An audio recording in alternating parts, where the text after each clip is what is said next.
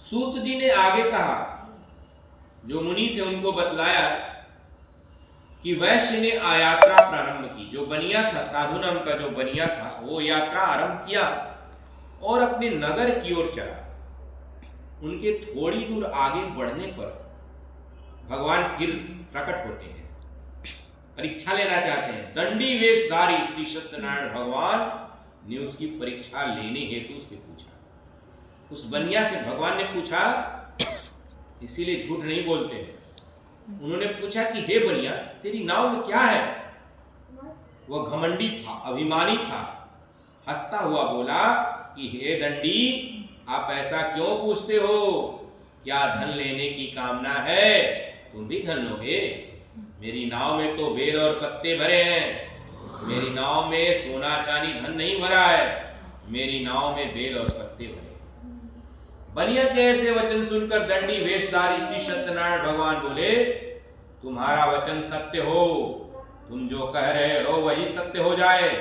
ऐसा कहकर वे वहां से चले गए और कुछ दूर जाकर समुद्र के तट पर बैठ गए। दंडी महाराज के जाने के पश्चात बनिया ने नित्य क्रिया से निवृत्त होने के बाद नाव को ऊंची देखकर अचंभा हुआ तथा नाव में बेल पत्ते आदि देखकर मूर्छित होकर जमीन पर गिर पड़ा। उसमें तो सोना और चांदी भरा था, लेकिन उसने झूठ बोला भगवान से।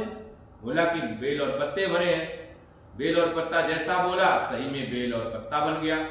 जो नाव नीचे दबी हुई थी पानी में, थोड़ा सा ऊपर उठ गई एकदम। देखा वो मूर्छित होकर गिर गया। मूर्छा खुली, अति शोक करने लगा, रोने लगा, चिल्लाने लगा। तब उसके दामाद ने कहा कि आप शोक न करें, यह दंडी महाराज का श्राप है, अतः हमें उन्हीं की शरण में चलना चाहिए जो नदी के समुद्र के किनारे बैठे हैं। यह दंडी महाराज का श्राप है, वही हमारे दुखों का अंत करेंगे। दामाद के वचन सुनकर वह वैश्य, वह बनिया दंडी भगवान के पास पहुंचा और अत्यंत भक्ति भाव से पश्चाताप करते हुए बोला कि मैंने जो आपसे असत्य वचन बोले हैं उसके लिए मुझे क्षमा कीजिए प्रभु। ऐसा कहकर वह शोक से आतुर होकर रोने लगा, चिल्लाने लगा। तब दंडी भगवान बोले कि हे बनिया के पुत्र, मेरी आज्ञा से ही बार बार तुझे कष्ट हुआ है, तू मेरी पूजा से विमुख हुआ है।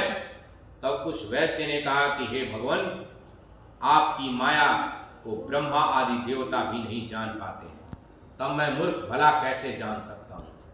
आप प्रसन्न होइए, मैं अपनी क्षमता के अनुसार आपकी पूजा करूंगा। मेरी रक्षा कीजिए और मेरी नौका को पहले के समान धन से परिपूर्ण कर। उसके भक्ति से परिपूर्ण वचन सुनकर श्री सत्यनारायण भगवान प्रसन्न हो गए और इसकी इच्छानुसार वर देकर अंतर ध्यान हो गए। तब वह ससुर व दामाद दोनों ने नाव पर आकर पाया कि नाव धन से परिपूर्ण है। फिर से वो नाव धन से परिपूर्ण हो गई। फिर वह विधि विधान से भगवान सत्यनारायण का पूजन कर साथियों सहित अपने नगर को चल दिए। जब वह नगर के निकट पहुंचे तब उसने एक दूत को अपने घर भेजा। दूत ने जो साधु नाम का बनिया था उसके घर जाकर उसकी पत्नी को नमस्कार किया और कहा कि आपके पति और दामाद इस नगर के समीप आ गए हैं। लीलावती और उसकी कन्या कलावती उस समय भगवान का पूजन कर रहे थे। दूत का वचन सुनकर साधु की पत्नी, जो बनिया की पत्नी थी, बड़े हर्ष के साथ सत्यनारायण भगवान का पूजन पूर्ण किया और अपनी पुत्री से कहा कि मैं अपने पति के दर्शन को जाती हूँ, तू पूजन पूर्ण कर शीघ्र आ जाना। परंतु कलावती पूजन एवं प्रसाद छोड़कर अपने पति के दर्शन के लिए चल गई। पूजा जब होता है तो प्रसाद भी लिया जाता है, जो प्रसाद छोड़ के जाता है उसको भी पाप लगता है। पूजन एवं प्रसाद की अवज्ञा के कारण भगवान सत्यनारायण रुष्ट हो गए। उसके पति को नाव सहित पानी में डुबा दिया। जो कलावती का पति था वो उसको डुबा दिया, नाव सहित। नाव भी डूब गई, उसका पति भी पानी में डूब गया। कलावती अपने पति को न पाकर रोती हुई जमीन पर गिर गई। कलावती पूजा छोड़कर गई थी, नदी के पास गई, वहां पे देखी तो उसका पति डूब गया है, रोने लगी। नौका को डूबा हुआ तथा कन्या को रोती हुई देखकर साधु नाम का जो बनिया था वो द्रवित हो गया। उसका पिता जो था बोला कि हे प्रभु, मुझसे या मेरे परिवार से अज्ञानतावश जो अपराध हुआ है उसे क्षमा कीजिए। उसके ऐसे वचन को सुनकर के कृपालु सत्यदेव भगवान प्रसन्न हो गए। आकाशवाणी हुई कि हे बनिया, तेरी पुत्री मेरा प्रसाद छोड़कर आई है, इसलिए इसका पति अदृश्य हुआ है। यदि वह घर जाकर प्रसाद ग्रहण करके लौटेगी तो इसका पति अवश्य मिलेगा। या आकाशवाणी, आकाश से आवाज आई, आकाश से आवाज आई। आकाशवाणी का मतलब होता है आकाश से आवाज। आकाश से आवाज आई कि हे बनिया, तेरी पत्नी पूजा जो हुआ था उसका प्रसाद नहीं ग्रहण की है, यदि ग्रहण करके आएगी तो इसका पति जो नाव पानी में डूबा है वो फिर से ऊपर आएगा।